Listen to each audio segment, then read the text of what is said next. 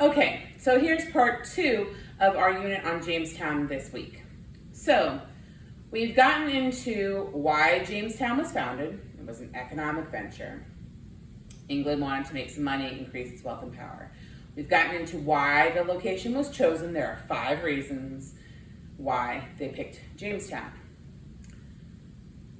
But how did they get permission to come here? Because remember, in England, the king's in charge. Or at least the king was in charge back in the day. It's a little different now, but we're not going to get into that. So, back in this time, King James I is in charge in England. And people from England couldn't do whatever they wanted to without his permission.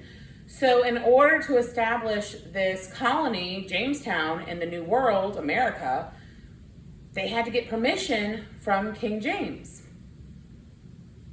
So, King James granted the Virginia Company charters.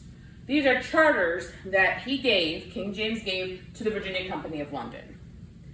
So a charter is like a permission slip. It's telling the Virginia Company of London that they can form Jamestown. And it gave 3 specific pieces of information in these charters. First, it allowed them to establish a settlement. That means that it allowed Jamestown to become Jamestown. Without this charter, they wouldn't have been able to claim Jamestown for England. This piece of paper, or these pieces of paper, essentially said, okay, Virginia Company of London, here you go. Now you have permission to establish a colony. You can make a colony, you can start a settlement. You are allowed to do that. Without it, they couldn't have.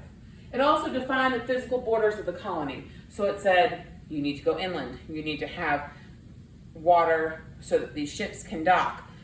It gave the rules about where Jamestown could be. So it gave them permission, and it gave rules about where Jamestown could be. And finally, it extended English rights to the settlers. So in England,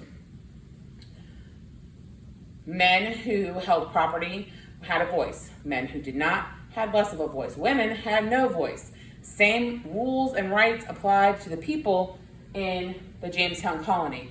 This charter gave them the same rules, same rights that all of the English citizens had, even though they were across the water.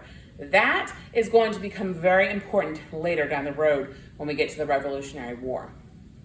But this piece of paper, this charter, was essentially a permission slip, or the rules, telling the colonists, the Virginia Company of London, what they were allowed to do, what the King of England gave them permission to do.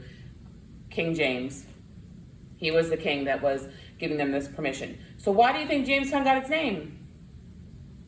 Right. Jamestown and the James River got its name from King James, who was the king in power who gave the charters for Jamestown to be established. Tomorrow or the next day, we'll learn a little bit more about Jamestown and the system of government, which is the General Assembly. I hope this helps with your work this week.